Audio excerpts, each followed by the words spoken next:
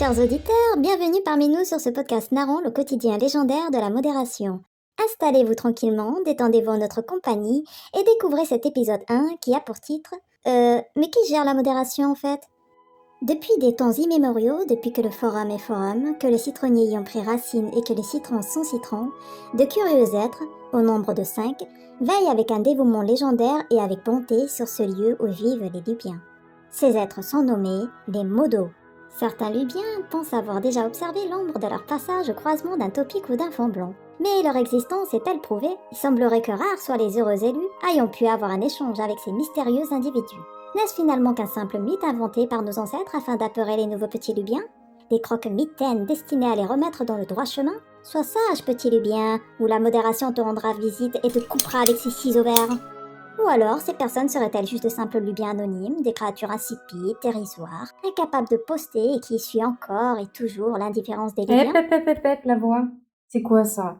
Un peu de respect, s'il te plaît, pour les modos? Tiens donc, une Luby, c'est vrai ça, il n'y aurait pas de modération sans la créatrice du forum, la fameuse Luby. Sais-tu d'ailleurs comment celle-ci te décrit? Comme quelqu'un d'attentif, une chef d'orchestre impeccable sur tous les fronts, passionnée et organisée. La madre des modos en somme. Comme c'est beau, on l'applaudit bien fort. N'en fais pas trop non plus, hein. Tu parlais des modos, concentre-toi là-dessus. Mais qui sont donc ces gens tristement méconnus de la population lubienne? Commençons par Moonlight, doyenne de l'équipe. Avec 14 ans de bons et loyaux services au compteur, on peut se demander ce qu'elle fait encore là. Cheveux blonds et sénilité sont en approche. Sortez le dentier et la canne! Les pattes des marronniers, c'est par là! Ce qu'il faut pas entendre, ok, Moonlight est aussi vieille que les pierres du forum. Et c'est avec sagesse qu'elle veille tendrement sur chaque Lubien et le forum dessiné. Moonlight, c'est la douceur incarnée. Tout à fait. Moonlight, c'est la douceur, la gentillesse, l'écoute et la patience. Poursuivons avec toi, justement, Saïrit. Super. Qui est donc Saïrit? Oui, qui? Une Nubienne aux cheveux flamboyants et au cœur vaillant? Mais quelqu'un l'a vu poster récemment sur le forum? Pas moi en tout cas. Après l'homme invisible, on a la modératrice invisible. Il va durer longtemps son discours? Que fait-elle? Où est-elle? J'ai une hypothèse. Oubliez ChatGPT. Saïrit est probablement une IA développée par Lulubi afin de prendre le contrôle total du forum par le biais de la modération. La dictature est en marche. Alors là, je définirais quand même autrement ça est. Car bien que discrète sur le forum, ces posts font toujours mouche et font vraiment plaisir à voir. Non, et puis n'exagérons pas, modératrice invisible, elle fait quand même une apparition de temps en temps. Ouais. Ça hérite ici, sweet. Et ça rime. Moi, je décrirais Sayrit en un mot. Cool. Bien. Continuons avec une carpette délavée, une serpillière grisâtre dégueulasse accompagnée de plaintes. Ah ouais. L'hygiène laisse vraiment à désirer sur ce forum.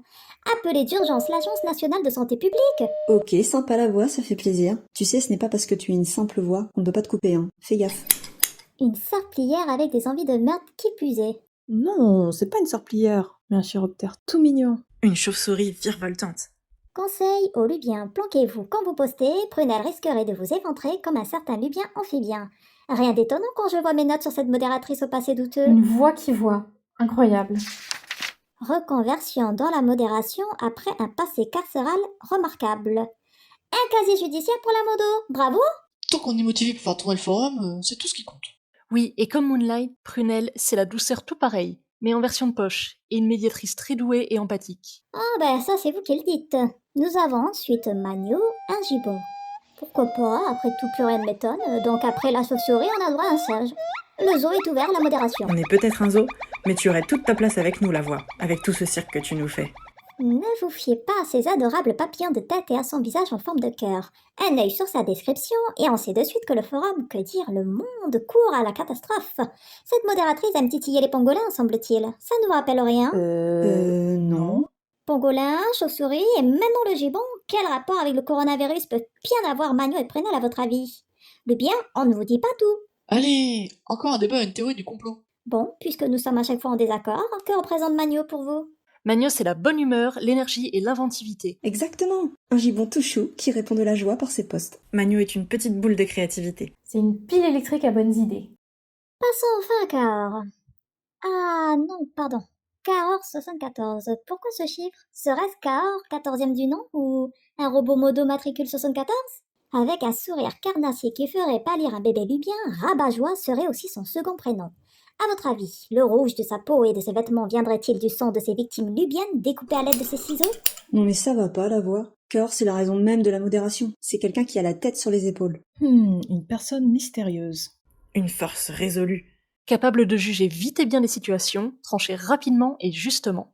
Et qui valide plus vite que son ombre. Vous savez maintenant qui sont les modos, peut-être pour votre plus grand désarroi, ou pas. Envie d'en savoir plus sur leur vie indéniablement passionnante? Ça tombe bien, l'épisode 2 est là pour ça.